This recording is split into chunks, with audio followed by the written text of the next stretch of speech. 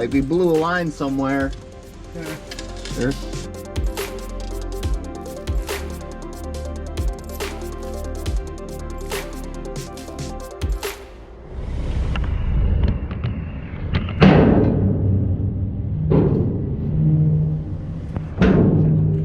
Alright guys, we're gonna do something really different, and I'm actually gonna show you the end of the job in the middle of the series. And that's because more than a few of you guys on the last video called me out and said I didn't do a very good job of explaining what was going on with this project. And so what I want to do is I want to show you what the problem is.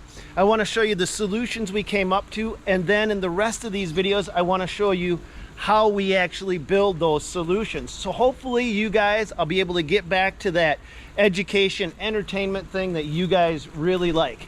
So what was going on with this project is you see that street up there? It comes right down here and it dumps all the surface water straight through these guys' yard. Now, there's also a storm sewer inlet right there. None of this was in place. This is what we install, and you're gonna see this part of it on Friday. And this is the dry creek bed. Dang, look at, there's two of them. I didn't even catch that before. Two storm sewer inlets coming in.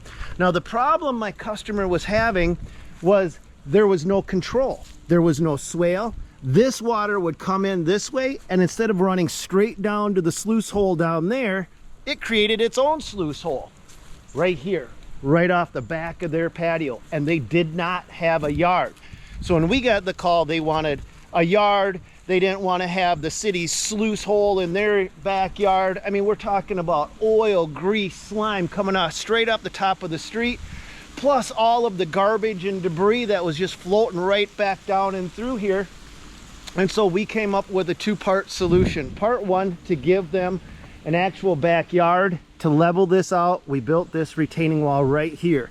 You're gonna see us finish building this retaining wall today, as well as break down right about there.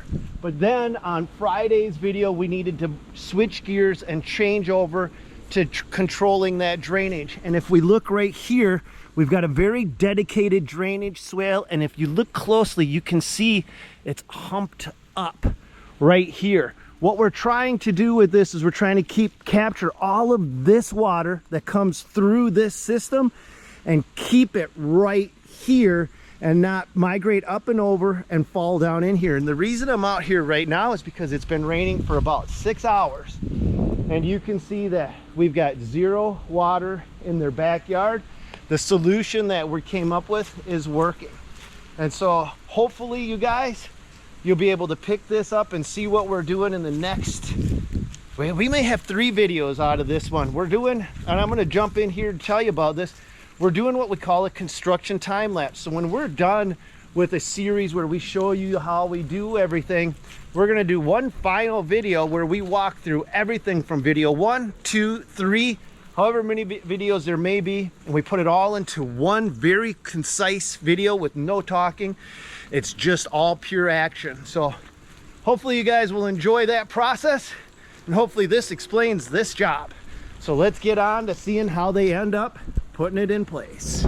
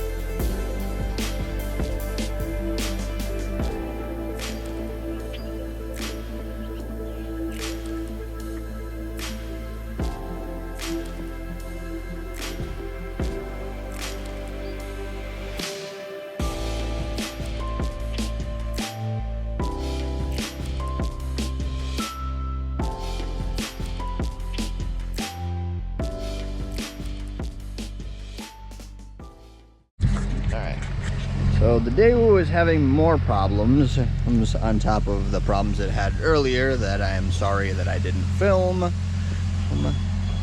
because we were busy doing other things. The fuel pump went out on it.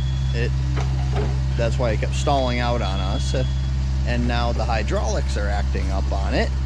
So now Alex is going to pull it up onto level ground and check the levels, and we're just going to go from there. Lower half of the in between the red lines.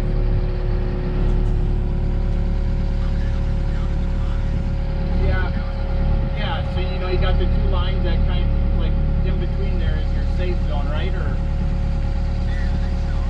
yeah, so it's at the bottom of the safe zone, but it's in it. It looks like it's all wet under here. So yeah, we need whatever size bolt to pull, because she's legit dripping under here.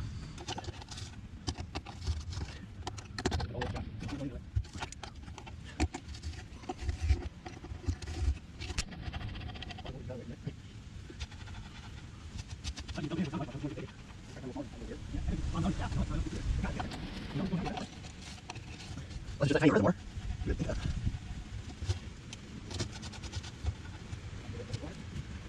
Holy free-holies. Well, it's just accessed all the hydraulic lines. That's through the center. Here. But it's solid wet under here.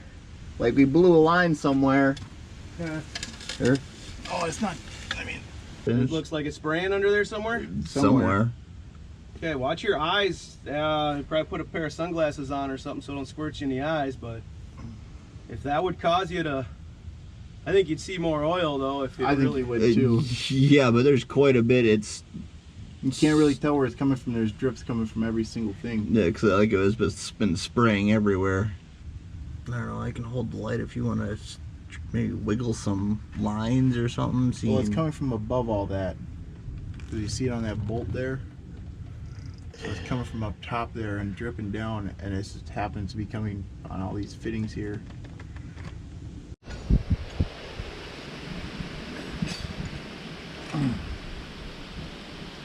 got everything but half inch. Again, so I'll have to see everything else. But How about a 10 millimeter? no, not that either. I mean, this is kind of just limited what I have. But like I'm seeing 7/16, 9/16. You know, well, you could do it. I'm like, I don't think it's gonna work. You know. And then how much does it pump through? You know, that's the only thing. Like if it needs a certain amount of volume and the shit the pump you put on there doesn't. I don't know how they work, man. I know enough to limp stuff along sometimes. You know, like it's just.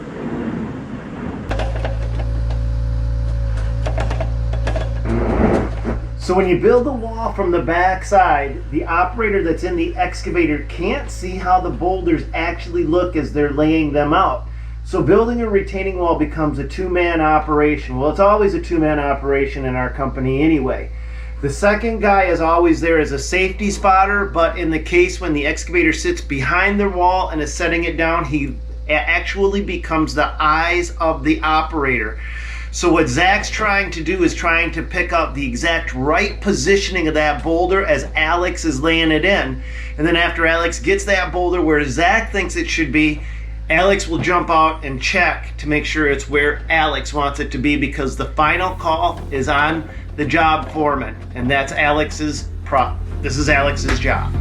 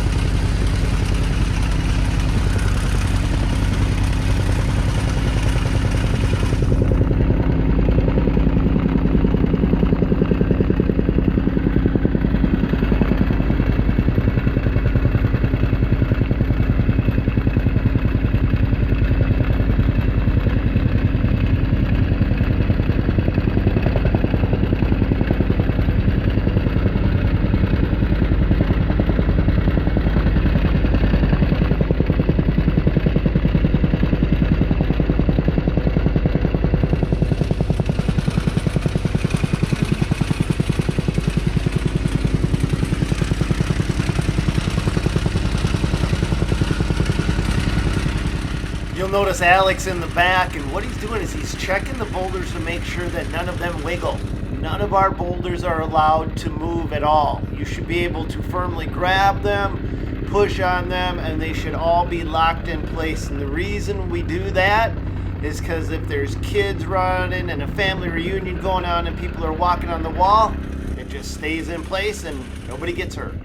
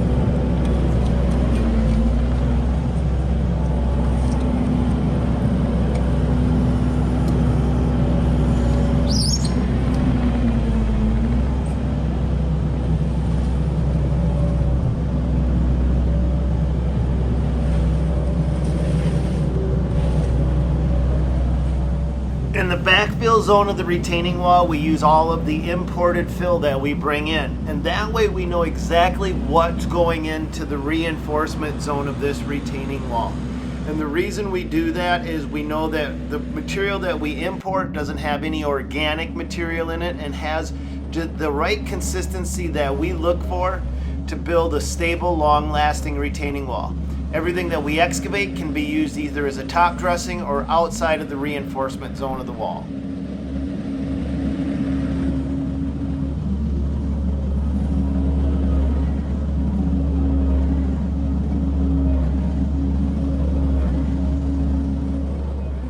Alex is doing micro thin lifts and using compression compaction for the final roundup of the backfill zone. He's got the weight in the front bucket, and that helps just add more weight to the tracks. And although the tracks are designed to float, they don't float. When you put in thin enough lifts, they compact.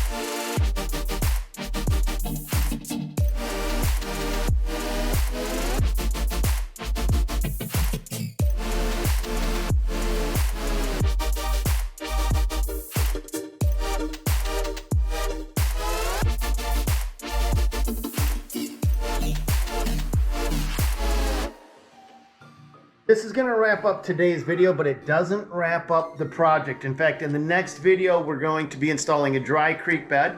We're going to finish grade this site, and we've got to install a drainage swale to capture all of the runoff that's coming off from the street that goes right through the middle of this guy's yard.